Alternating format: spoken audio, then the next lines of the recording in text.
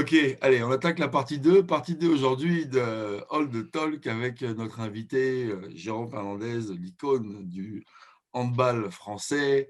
Et on va rentrer tout de suite dans le vif du sujet, puisqu'on avait les élections pendant qu'on entrait la partie 1. On Mhm. rentre tout de suite dans la partie 2. Les élections ont eu lieu samedi. Le candidat de Jérôme a gagné. Jérôme, allez, on partage tout ça avec nous tout de suite, puis on va commencer avec ça. On t'écoute. Bah, écoute, ravi, ravi de ces élections, surtout du pourcentage de voix qu'on a pu avoir, parce qu'au début, il y avait 3 candidats et on nous promettait que ça allait être dur. Et nous, les retours qu'on avait de la part des votants, on pensait faire autour de 50%, ce qui pouvait être suffisant pour passer, puisque c'était avec un trio de candidats. Mais voilà, jusqu'au dernier moment, on n'était pas serein. Et finalement, bon, on a fait 57,5% et on a eu 25 points de plus que le deuxième. Donc, il n'y a pas eu, il a pas eu photo.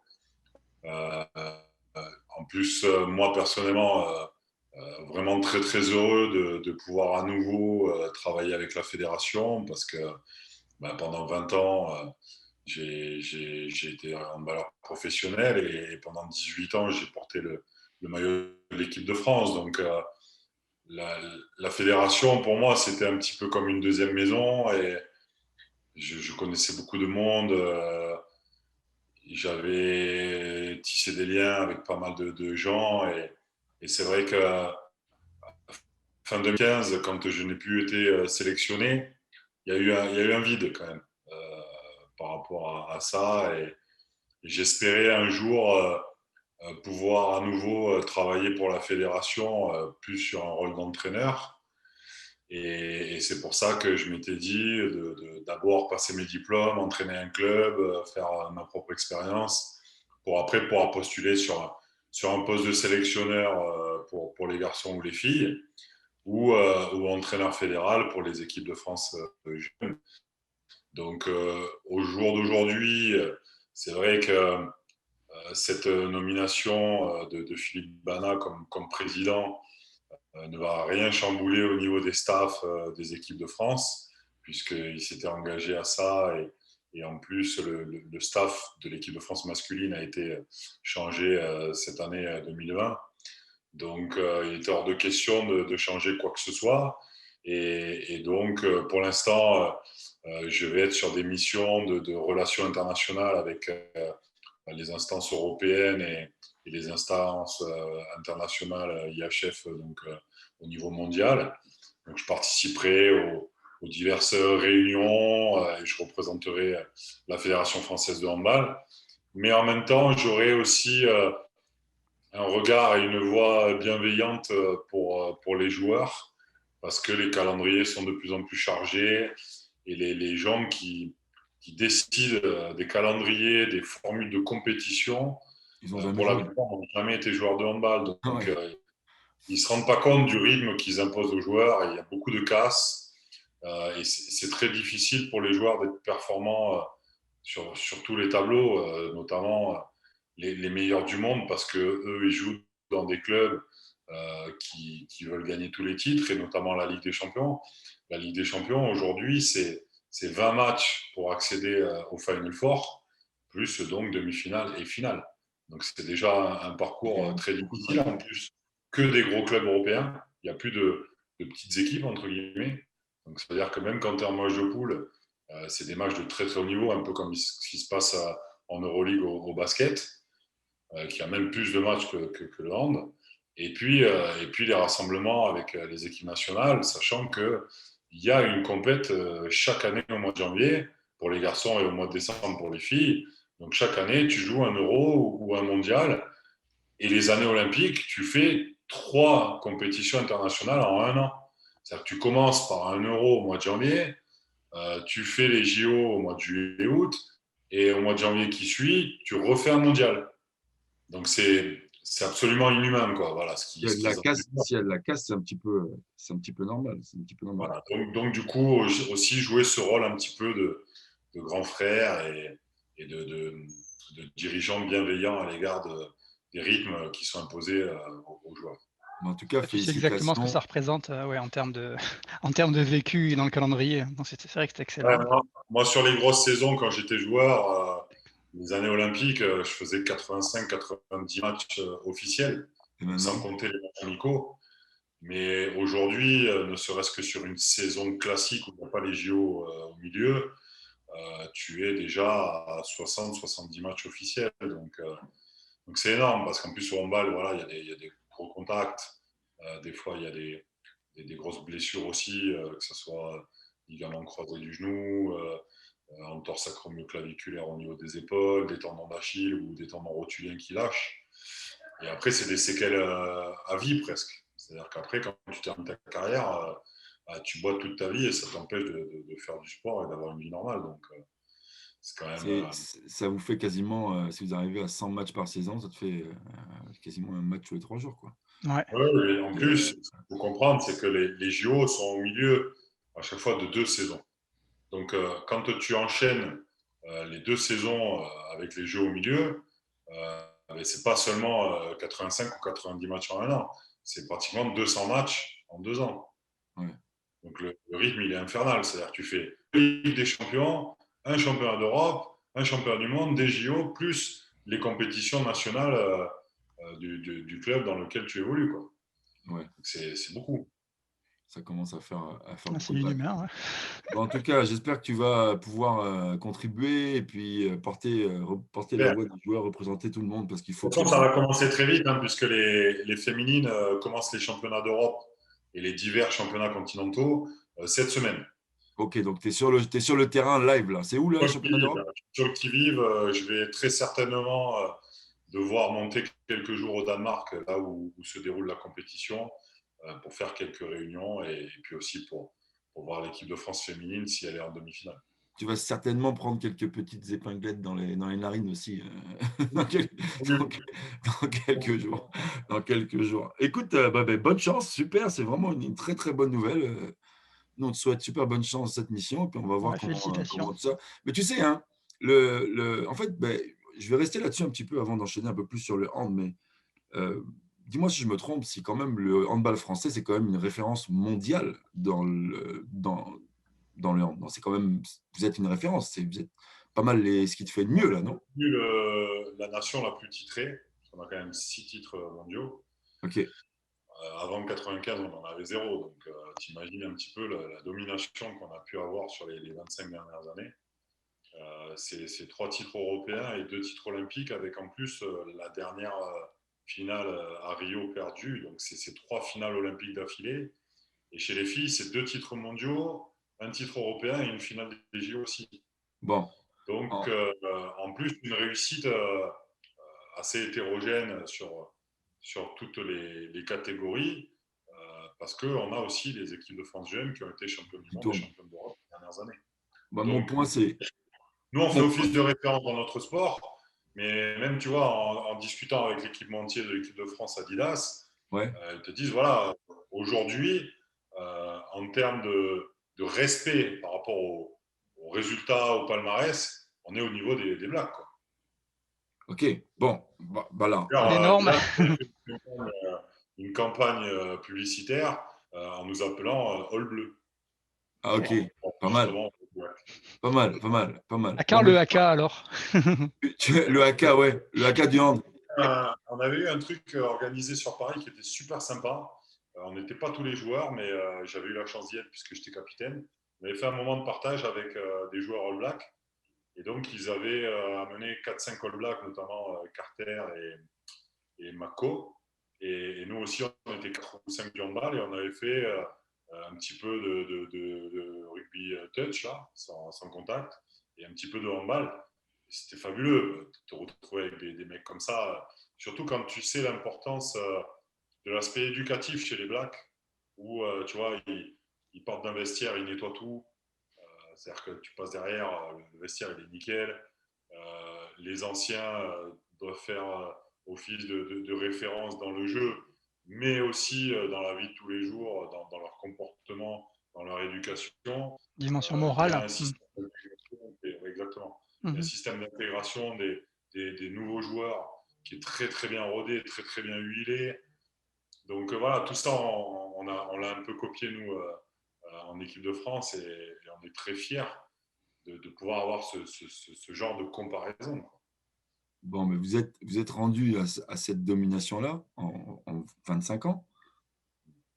Bon, maintenant, toi, tu rentres dans la position fédérale. Ouais. On va pas chercher la petite, on va peut-être chercher la petite crotte de nez qui dépasse, mais c'est quoi la next là? Parce que maintenant, si vous êtes au top, il faut améliorer quoi? Où est-ce que tu considères, c'est quoi les champs de travail dans lesquels vous allez, je pense, la fédération devoir vous organiser? Parce que même si vous dominez, vous voulez, comme tu dis, continuer à ne pas perdre, si je peux Mhm. utiliser tes propos de la partie 1 là. Et même continuer à construire cette dynastie qui arrive là du handball français, parce on peut parler de dynastie, hein, 25 ans de domination, c'est bon, hein, c'est pas un feu de paille. C'est quoi le C'est projet? quoi les Parce que pistes? si vous dominez pas là, vous allez faire quoi après? Vous allez en laisser un peu pour les autres ou Non, si tu veux, il y a plusieurs chantiers, bien évidemment, que l'on va devoir mettre en place.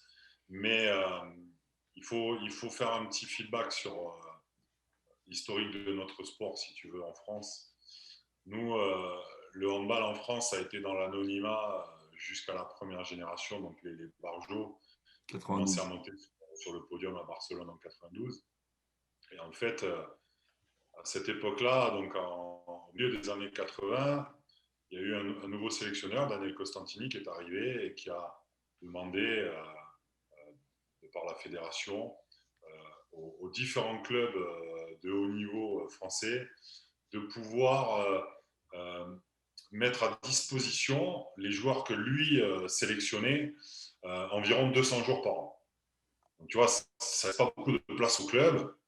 Donc les clubs ont accepté de jouer le jeu pour le bien de notre discipline, parce qu'ils savaient que si l'équipe de France passait de la 25e ou 30e place mondiale à l'une des premières, forcément ça allait rejaillir sur l'économie des clubs, et on allait pouvoir peut-être professionnaliser notre discipline et la médiatiser un petit peu. Mhm. Donc si tu veux, les clubs ont joué le jeu. Forcément, les ligues, les comités aussi, parce que il y a eu un travail qui a été fait aussi en amont sur les jeunes à fort potentiel. Donc, création des sports-études, mise à disposition des équipes de France jeunes, etc., à travers de stages de détection. Et tout ça, en fait, s'est mis en place au fur et à mesure et a porté ses fruits, puisque à partir du début des années 90, l'équipe de France masculine a commencé à avoir des résultats, et les filles, ça a été au début des années 2000. Donc tout ça s'est mis en place.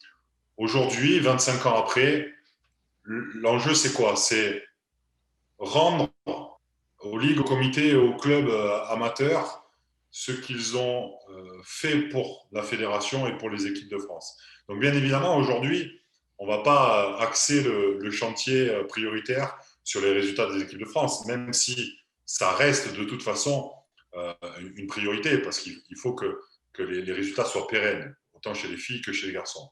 Par contre, tout ça, ça fonctionne. Aujourd'hui, ce qu'on veut, c'est d'une part, à cause du contexte sanitaire et de la crise économique qui va en découdre, aider tous les clubs qui sont en difficulté. Alors, soit en les aidant par un réseau que nous, on peut avoir, ou soit directement la fédération en les aidant financièrement grâce à un plan garantie épargne d'État qui a été demandé par la fédération et qui a été obtenu, qui est de 5 millions d'euros. Donc, c'est une grosse somme, mais ça ne suffira Oui, pas pour aider les 2400 clubs français. Tu vois. On a non. quand même 2400 clubs. Il n'y en a pas 2400 qui sont en difficulté, mais il y en a un grand nombre.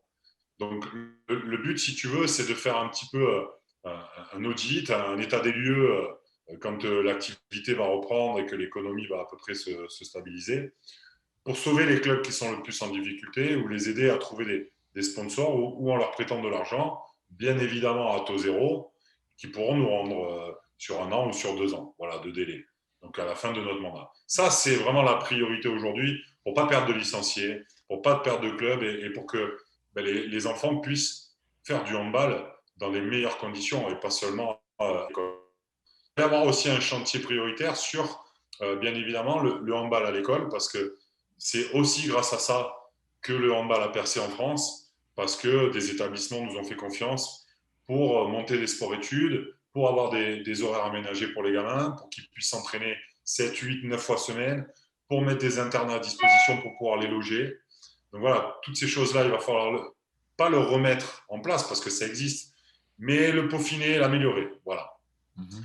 Et après, bien évidemment, il y a l'aspect économique propre à la fédération qui va être d'aller négocier de meilleurs droits télé et d'aller négocier de meilleurs contrats avec nos sponsors actuels, mais avec d'autres sponsors de préférence nationaux qui voudraient venir dans l'aventure. Donc voilà, ça ce sont vraiment les chantiers prioritaires. Et après, il y en a d'autres sur la formation de cadres, d'entraîneurs.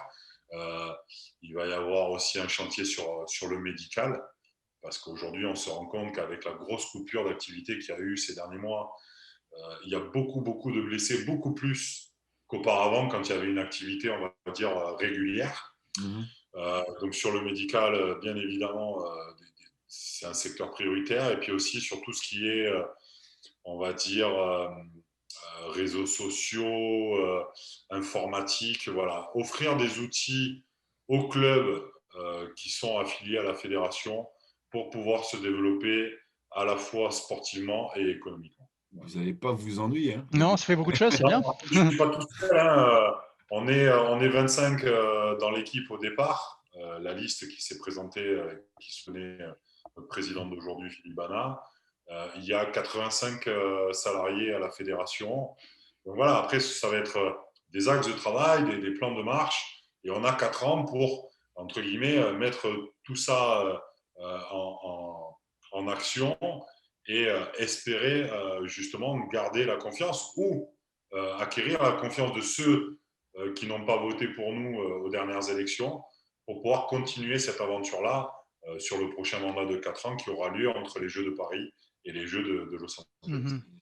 Ce mandat-là va être aussi important puisque vous préparez sans doute. Oui, alors ce mandat d'aujourd'hui, il est particulier parce qu'on va vivre 2 Jeux olympiques dans le même mandat. Et le mandat précédent n'en a vécu aucun. Donc c'est du jamais vu dans Non, l'histoire des c'est fédérations. inédit, ouais. Alors pour ceux qui ont été réélus depuis 2 ou 3 mandats, à la limite, ce n'est pas un problème parce qu'eux, ils sont dans la continuité. Mais pour ceux qui viennent de lâcher, alors qu'ils ont fait qu'un mandat, ben, ils ont connu 0 JO. Et pour ceux qui prennent un mandat aujourd'hui, ben, ils vont vivre 2 JO en un mandat, ce qui est exceptionnel. Donc voilà, donc c'est vraiment assez C'est la bonne particulier. pioche, hein. Oui, c'est surtout la bonne pioche, on ne va pas se mentir, parce que les JO 2024 sont à Paris. Ouais, Et ouais. là, tu as toutes les fédérations qui ont envie de briller, tu as toutes les disciplines qui sont qualifiées d'office. Donc, c'est-à-dire que chaque fédération olympique, entre guillemets, qui est rattachée au comité olympique français, va devoir présenter une équipe ou des athlètes qui soient en capacité à faire des résultats.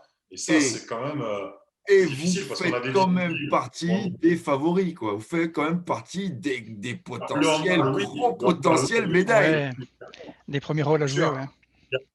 Après, on a des disciplines ou des sports où on a des athlètes qui sont dominants, comme Renaud Lavillenie à la perche, comme Teddy Riner au judo, etc. On a de très très bons athlètes en natation, etc. Mais voilà, après, il y a d'autres fédérations qui ne sont pas habituées à se qualifier pour les Jeux. Et là, je prêche un peu pour ma paroisse, parce que mon fils fait du water polo. Mais le water polo, ils se sont qualifiés à Rio, ils ne s'étaient pas qualifiés depuis 24 ans. Et là, ils vont très certainement pas se qualifier pour les JO Tokyo, parce que ça va être très compliqué avec le tournoi qualificatif olympique. Aujourd'hui, l'équipe de France de water polo, elle est dans les 10 meilleures nations européennes, mais ça ne suffit pas pour aller aux JO. Il faut être dans les 5-6 meilleurs. Et donc, là, on sait qu'au water polo, les filles et les garçons vont être qualifiés d'office. Donc, tu imagines un petit peu euh, l'objectif et la perspective, elle est fantastique, parce que ça veut dire, tu te dis, bon, voilà, comme on le sait depuis 2-3 ans quand même, quand on va organiser les Jeux, eh bien, les fédérations disent, ben voilà, on part sur 6-7 ans pour aller chercher des potentiels, pour les faire éclore et pour être le plus performant possible au JO, quoi. Et ça, c'est fantastique. Bon, et puis, tu as du potentiel à la maison, là. Ça se présente Ouais, comment, là? ouais, mais bon, pour Paris 2024, il aura 17 ans. Donc, C'est encore un peu jeune. Ouais, après, c'est possible parce que tu Il vois, est monté comme papa à Ouais, c'est 17 ça, ans. il est grand comment? non, non, Ça va bien se passer. Hein. il sera gagnant. 1,99 m, ça va aller. Il y a un joueur de l'équipe de France actuelle qui s'appelle Thomas Kylian. Comment il s'appelle celui qui est en équipe de France qui a 16 ans? Thomas Vernou, voilà. Donc, Thomas Vernou, il est en équipe de France depuis l'âge de 14 ans. Il a un physique de troisième ligne de rugby. Bon, ben voilà. Depuis l'âge de 14 ans, si tu veux. Et donc, il joue au Cercle à Marseille. Et c'est déjà une pointure dans son sport en France. Mais il commence déjà aussi à être repéré à l'étranger parce qu'il joue la Ligue des Champions avec le Cercle des nageurs de Marseille. Mais c'est très rare de voir des athlètes aussi précoces. Quoi. En règle générale, bon, les JO, après, ça dépend des disciplines, bien sûr. Quand tu fais de la gym, c'est pas pareil que quand tu fais du basket ou du hand.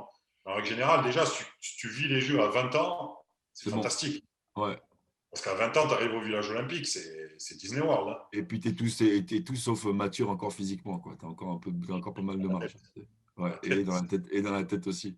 La tête aussi. Quand tu te retrouves au village et que tu croises Léo Messi, Rafael Nadal, Federer et tout, bon, il vaut mieux être mature parce que sinon, tu oublies que tu es aux Jeux Olympiques. Quoi.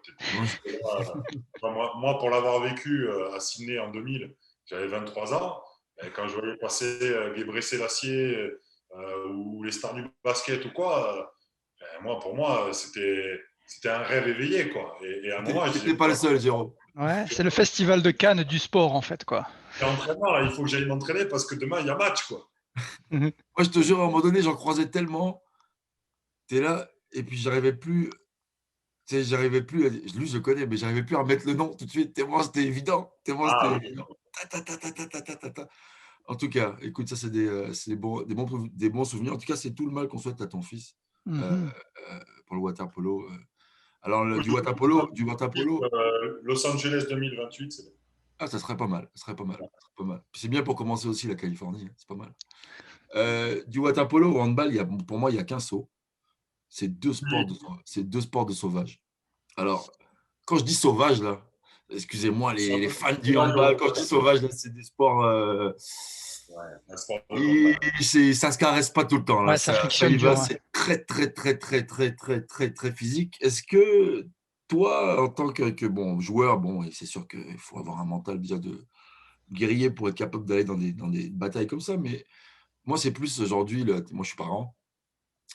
Est-ce qu'il y a encore des parents qui, quand ils lancent leurs enfants là-dedans, qui flippent un peu, qui ont peur Surtout ouais. les mamans. Et comment est-ce que vous vendez ça? Comment est-ce que vous vendez ça? En plus, ce qui est terrible, c'est que, tu vois, quand ton enfant est né et tout, tu te dis, bon, il va bien, il est en bonne santé, il est plutôt beau, donc voilà, tu te dis, bon, on va essayer de l'épargner, tu vois, qu'il ne tombe pas trop, qu'il ne se fasse pas des cicatrices, etc. Et là, on arrive à Aix, il y a 5 ans et demi, il a 8 ans, et donc lui, il a fait un peu de volley, un peu de basket, voilà, il a touché un peu à divers sports. Et là, il essaye le water polo, ça lui plaît. Donc on l'inscrit. Et un mois après, les pros de Aix commencent le championnat, puis ils sont en première division, ils sont même champions de France, derrière le Cercle de Marseille. Et donc on va voir notre premier match de water polo, parce qu'avec ma femme, on n'avait jamais vu de match de water polo en vrai. Oh putain, la surprise. Au bout de 2 minutes, on voit les coups de coude, les coups de tête et tout. Et on dit, mais voilà, qu'est-ce qui se passe? Et ma femme me dit, non, mais je préfère qu'il fasse du handball, il prendra moins de coups. Mais bon, après, il est devenu mordu, donc aujourd'hui, on l'accompagne. Et bien évidemment qu'on sait qu'il prendra des coups. Tu vois, son entraîneur, qui est pro, qui joue à Aix, qui est en équipe de France, Enzo Cass. Dernier match, ils vont jouer à Strasbourg. Il a pris une manchette et il s'est fait péter le nez et des dents. Quoi. Et en plus, on discute avec l'entraîneur, qui du coup est devenu un pote parce qu'il aime beaucoup le handball. Et il te dit, de toute façon, tant que ton fils il n'aura pas une cicatrice sur le visage, c'est pas un vrai poloiste. Là, tu vois, Il annonce la couleur. Ah ouais, quand même. C'est bon, il te la faut. Mais bon, parlons un peu plus du côté physique de votre sport à vous. Alors, du côté physique de votre sport, est-ce que pour toi, c'est quelque chose que tu as toujours su aborder naturellement ou à chaque niveau, il a fallu que tu t'ajustes Parce que j'imagine que plus tu avances dans le niveau de ce sport, plus c'est vicieux, plus c'est physique. Je pense qu'il y en a même, bon, tu as dû en connaître dans ta carrière des certains qui étaient là pour faire mal, hein, puis Ouais. d'autres qui sont là pour faire mal, mais qui ont un peu plus de savoir-faire. Toi, tu partages un petit peu ça avec nous, là. En fait, comment toi, tu abordais ça en connaissant les profils, puis en connaissant un petit peu les risques qu'il peut y avoir dans ce sport? Ben, moi, je me suis adapté au fur et à mesure, comme tu dis, parce que j'ai eu une croissance très tardive. J'ai arrêté de grandir à 20 ans. J'ai joué pour le coup à plusieurs postes. Et suivant les postes, tu prends plus ou moins de coups. Mais comme physiquement, j'ai été mature beaucoup plus tard par rapport aux autres, au début, j'aimais pas trop les coups. Après, quand je suis devenu pro à l'âge de 20 ans, quand j'ai arrêté de grandir et que j'ai commencé à bien bosser en muscu, j'ai pris de plus en plus confiance. Mais c'était quand même un handball à l'époque qui était encore assez méchant et assez brutal. Ça a évolué, ça? Ouais, Non. ça a évolué, ça? Et oui, et alors du coup, ça a beaucoup évolué parce que déjà, on a eu un changement de règle très important, ça a été l'engagement direct au centre. Avant, si tu veux, pour pouvoir engager, il fallait attendre que tous les joueurs de l'équipe adverse soient passés dans sa partie de terrain. Et donc, tu avais des équipes qui se permettaient de faire même quatre changements, quoi. Attaque, défense. Donc, c'était assez statique comme sport. Et en 99, l'IHF, la Fédération internationale, a dit maintenant, dès qu'il y a un but, dès que la balle est au milieu de terrain, l'arbitre a le droit de siffler pour engager, même si l'équipe adverse n'est pas replacée. Ok. Donc, du coup, il y a eu un gros changement parce que on est devenus des athlètes, on va dire, beaucoup plus équilibrés qu'auparavant, parce qu'il fallait courir plus longtemps, et puis, entre guillemets, c'est pas la même chose quand tu fais de la muscu pour frapper fort et pour être dur en défense que quand tu cours. Tu vois, il y a une adaptation aussi de la préparation physique. Donc, on est devenus des athlètes plus complets. Et au fur et à mesure, en plus, l'arbitrage a évolué vers un jeu où on protégeait de plus en plus les joueurs. Mmh. Moi, j'ai connu une époque où la première action, il y avait un défenseur, il sortait, il mettait un coup de poing dans la tête de l'autre en face, il prenait un carton jaune. Aujourd'hui, tu fais ça, tu prends le carton rouge direct, tu vas en tribune, même si c'est la première action du match. Ça, on dirait que c'est commun à Il pas y a mal eu- de sports, hein. Comment? En NBA, par exemple, il y a eu la même évolution depuis une vingtaine d'années. On dirait que c'est commun à pas mal de sports, ça, cette tendance à protéger davantage les sportifs, hein. Mais parce qu'en fait, on s'est rendu compte d'une chose, c'est que si tu protèges l'athlète, tu mets forcément plus l'accent sur le spectacle et sur l'aspect offensif de ton sport. Il y a 25 ans en arrière, quand tu gagnais en balle, tu pouvais gagner 18-16. Aujourd'hui, tu vois des matchs où tu gagnes 35-32. Donc Ok. pour le spectateur ou le téléspectateur, c'est quand même plus sympa Ouais, ouais, ouais. de voir plus de buts, de voir plus d'actions, de voir que ça bouge dans tous les sens. Au handball, aujourd'hui, tu es dans les tribunes ou devant ta télé, tu reçois un texto, tu réponds, tu as raté 2 buts presque. Ouais. À l'époque, je te remonte ça il y a 30 ans avant Mhm. l'engagement direct au centre, et tu pouvais envoyer un texto, un mail et il y avait toujours le même score, quoi. Presque comme au foot. J'exagère. Est-ce que tu penses que, on n'est pas arrivé à un extrême où, parce que moi je me mets à la place aussi des défenseurs, c'est qu'il y a des entraîneurs qui aiment la défense, qui sont des équipes défensives, des mecs qui aiment ça jouer défenseur. Mais là aujourd'hui, tu prenais l'exemple de l'NBA Thomas, mais Mhm. moi j'aime l'exemple, oui, oui pour ce côté-là, mais de l'autre côté, je trouve que tu peux plus défendre NBA. C'est vrai, il y en a qui critiquent ça d'ailleurs, hein, effectivement, hein. Oui, bien sûr. Alors nous, on n'en est pas à ce point-là, mais par contre, autant il y a plusieurs années, on avait des spécialistes défensifs et on en a encore aujourd'hui, mais qui sont en fin de carrière. Aujourd'hui, si tu veux faire du handball de haut niveau, il faut être bon en attaque et en défense. Tu fais tout. Tu vois? Parce que pour avoir été coach, quand tu construis ton équipe, qu'est-ce que tu veux faire? Tu veux faire en sorte que tes 6 joueurs de champ ne changent pas en attaque et en défense pour avoir justement du rythme, pour pouvoir monter des ballons, pour pouvoir De la replier cohésion, sans ouais. avoir de moments où tu es en infériorité numérique par rapport à l'équipe adverse. Donc tu vas aller chercher peut-être des joueurs qui sont peut-être un peu moins bons en défense, mais par contre qui attaquent très bien et que tu n'as pas besoin de changer. Et à contrario, tu avais avant des mecs très forts en attaque qui ne défendaient pas. Aujourd'hui, ces mecs-là, ils ne pourraient pratiquement pas jouer. parce qu'il faut être complet, quoi. Donc, le Neymar du handball, c'est qui aujourd'hui? Parce qu'il n'y en a pas, là. Un joueur qui Tu as est des énorme joueurs, en attaque. tu as des cultures de nations où ils sont un petit peu plus vicieux, un petit peu plus truqueurs. On va parler un petit peu des Croates. Les Croates, tu vois, quand tu les bouscules un peu, ils font l'action, voilà, ils en rajoutent, et puis ils restent par terre, etc. Et à cause d'eux, ou grâce à eux, je ne sais pas comment il faut dire, eh ben, les règles ont évolué. C'est-à-dire qu'avant, quand un joueur tombait par terre, et, entre guillemets, qui se plaignait d'un contact, les arbitres arrêtaient le temps. Et ils attendaient que le joueur se soit relevé, tout ça, pour réengager. Aujourd'hui, un joueur qui reste par terre et qui oblige, entre guillemets, les arbitres à arrêter l'action, ce joueur-là, il est obligé de sortir pour 3 attaques et 3 défenses. C'est-à-dire que tu ne peux plus simuler aujourd'hui. C'est bon ça? Et Ah, oui, j'aime c'est bien. très bien. J'aime bien. Parce que avant, qu'est-ce qu'ils faisaient? Ils faisaient leur action en attaque.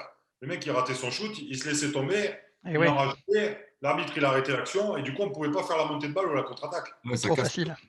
Ça cassait le jeu. Et en plus, complètement. pour les spectateurs, les téléspectateurs, c'était C'est affreux. épuisant à chaque fois, parce qu'en plus, les mecs transpirent, donc il faut sécher le terrain, tu as les serpillers qui rentrent, voilà, et, bah, c'est pas très télégénique, quoi, tu vois, c'est pas top. Là, maintenant, les mecs qui tombent, ben, écoute, à moins qu'il ait vraiment, qu'il soit vraiment fait très très mal, eh ben, ça continue à jouer.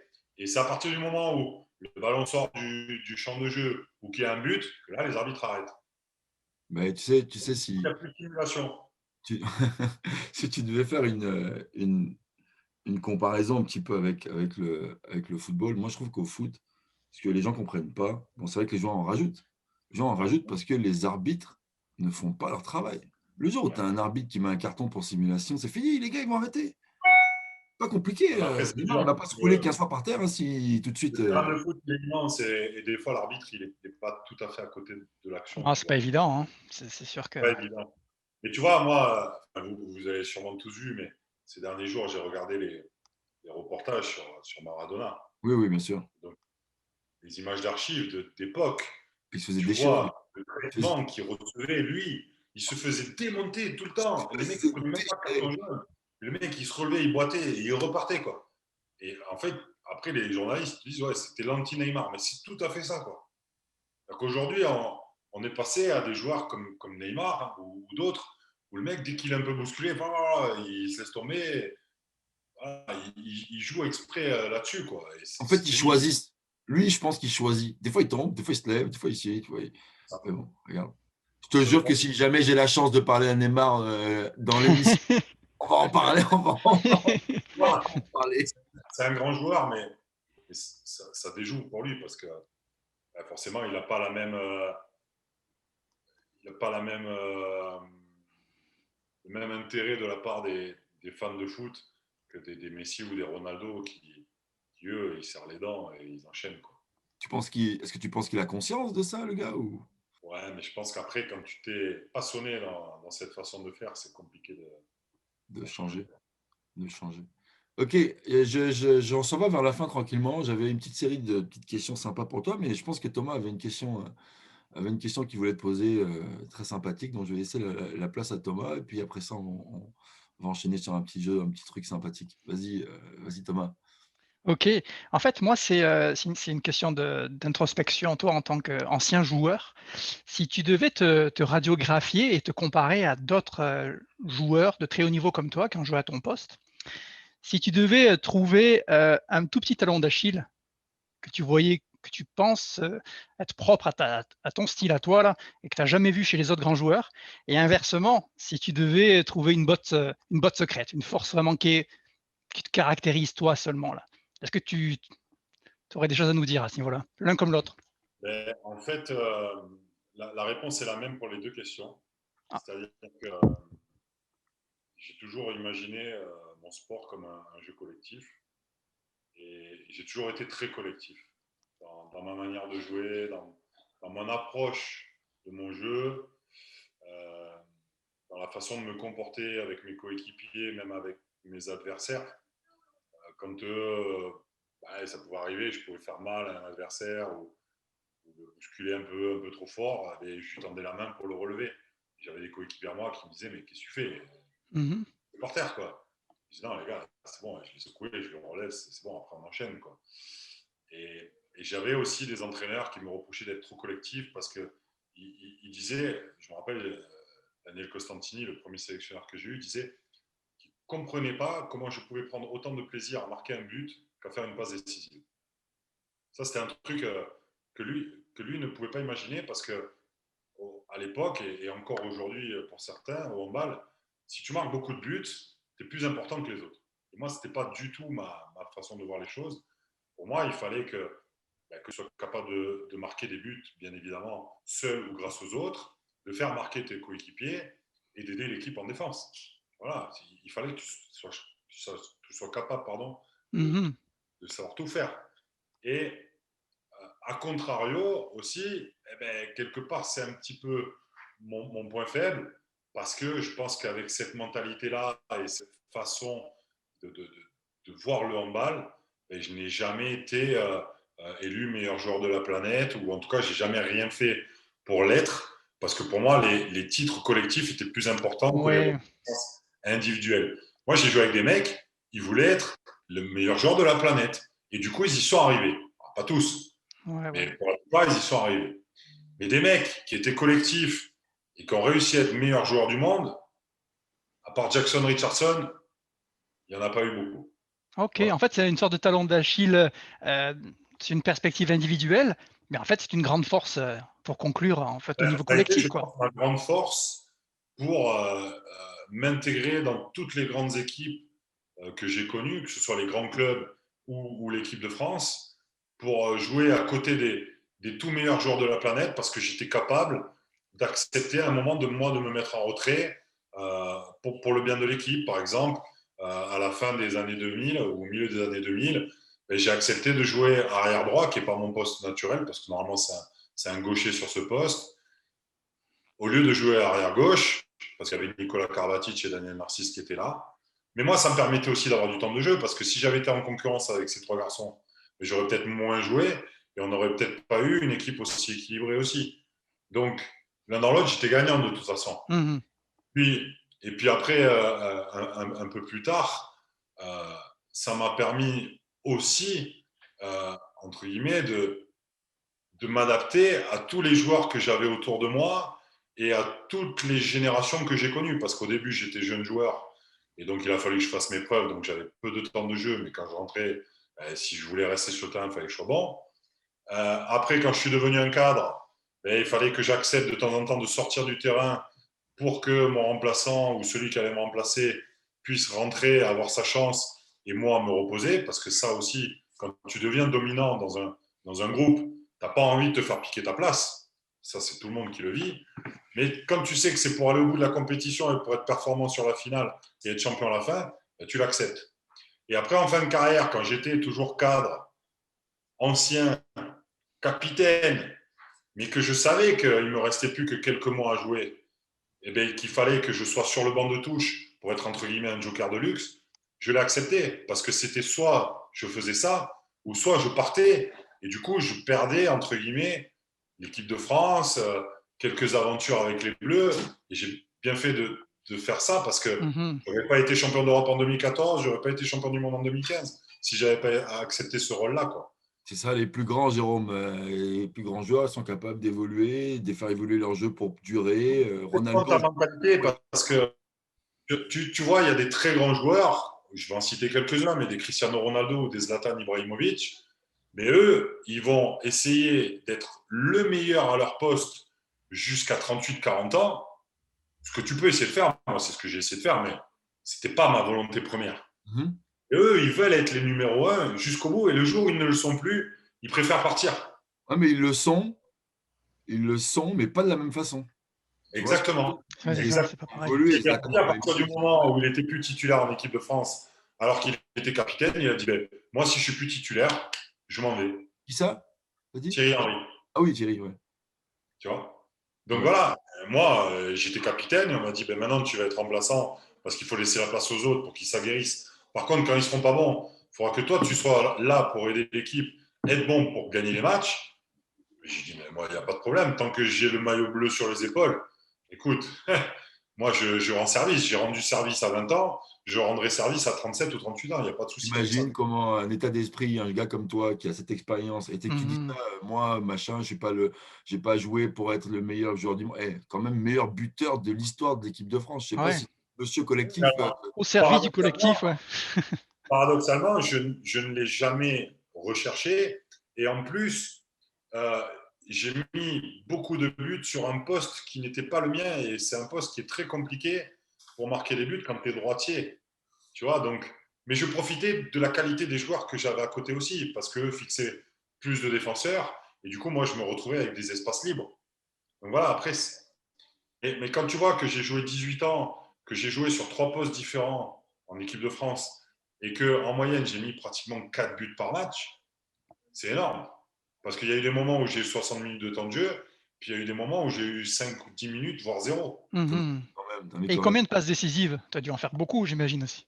Ouais, c'est quelque chose que j'appréciais beaucoup. Et d'ailleurs, souvent, on me pose la question, les journalistes me disent, quel est ton match référence? Et en fait, j'ai en souvenir un match contre la Suède qu'on avait fait. En plus, la Suède, à l'époque, était encore une grosse nation avant de vivre un petit déclin et de remonter aujourd'hui. Et contre la Suède, sur ce match, j'avais fait 10 sur 10 au shoot et j'avais fait 9 passes décisives. Waouh, waouh. Il y a eu quelques matchs comme ça dans ma carrière où au basket, j'aurais fait des doubles-doubles. Celui-là, il reste Monstrueux. gravé. Celui-là, il reste gravé. Pour moi, c'est magique. Tu vois, il y a des matchs où j'ai mis 14-15 buts. Bah, pour moi, ils sont moins importants parce que, tu vois, moi, j'ai un peu la culture hockey sur glace.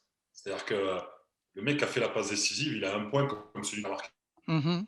Et donc, si tu as fait 10 buts et que tu as fait 9 passes décisives, en gros, tu es à l'origine de 19 buts. Et en plus, j'avais pas raté un shoot.